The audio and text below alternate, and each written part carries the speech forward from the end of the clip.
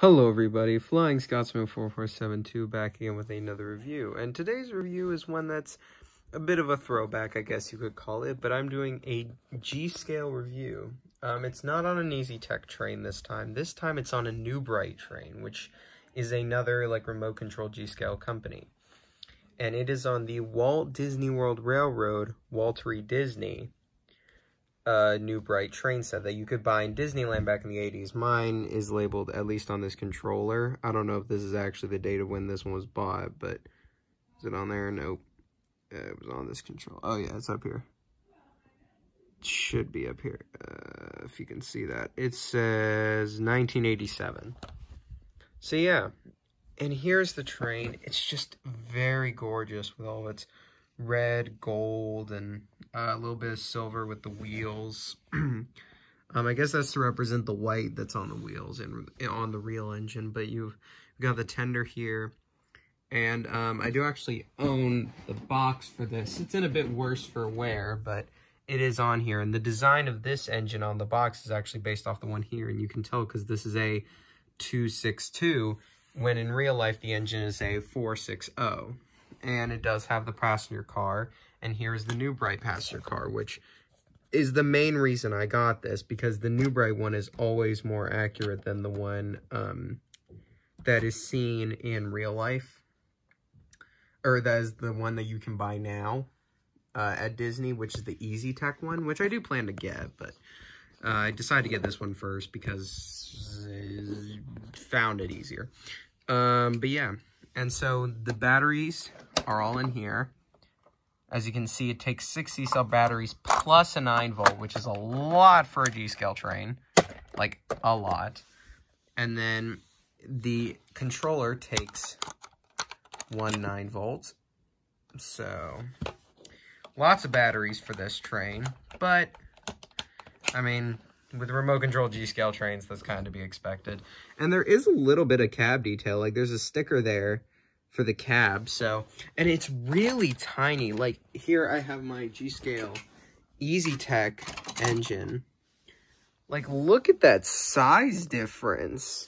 Like, here, I have a piece of track right here so I can put them beside each other.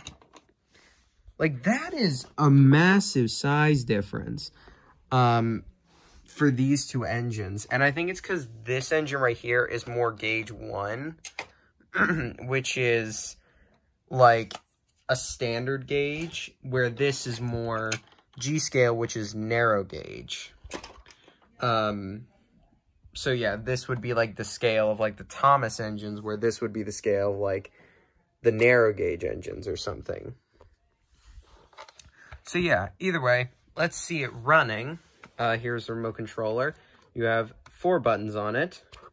Here, let me get my camera into focus. You have 4 buttons on it. You have forward, backwards, whistle / bell, but it only says whistle, and then stop. As you can see when you press it. Oh, how did I turn it? Oh, I forgot to turn it off. Okay. Either way. But, yeah, so I guess let's see it running. So let me turn it on. There is an on-off switch. It's right there. So you flick it on, and there you go. So here is the whistle. So yeah, as you can see, there is a whistle sound and a bell. And now let's see it go forwards. Oh, geez.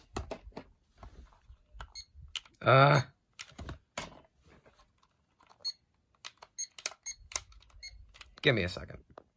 Okay, sorry, technical difficulties. This train is like over 30 years old, so I'm not surprised that it's having some issues. But I think I've got it working now, so press this forward button. And there it goes. It is very old, and it is very loud.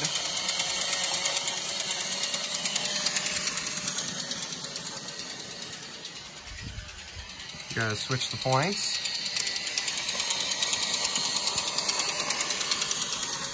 Give it a whistle.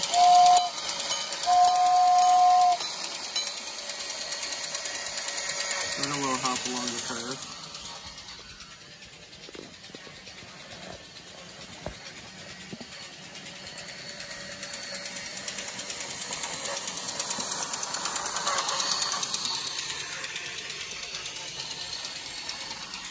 And it does go backwards, so stop it. Let's switch the points to send it into its siding. Now let's send it backwards. Oh.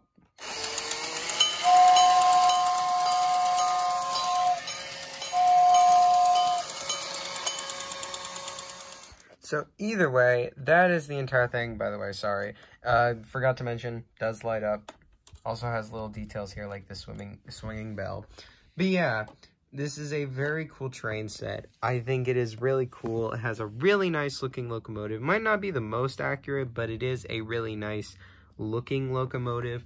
Has a very nice and accurate coach, way more accurate than the ones at the Disneyland that are currently for sale at Disneyland and Disney World, because the ones for sale at Disney World use like the Sinovic Toys 4-wheel chassis. So it's shorter than this one, which this one has the full 8 wheels. So it's a lot more accurate. But yeah, definitely love this locomotive. These things you can find actually relatively cheap, which makes sense because I'm sure tons of people bought them back in the 80s. So it's not surprising that they're fairly easy to find because they shouldn't be hard to find. They're not that rare. Lots of people probably bought them when they were younger as toys, and so they're relatively easy to find.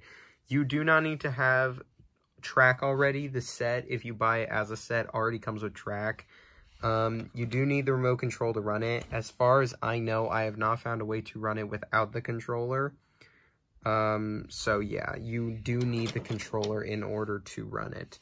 But besides that, I give this set a really high ranking. It's really good.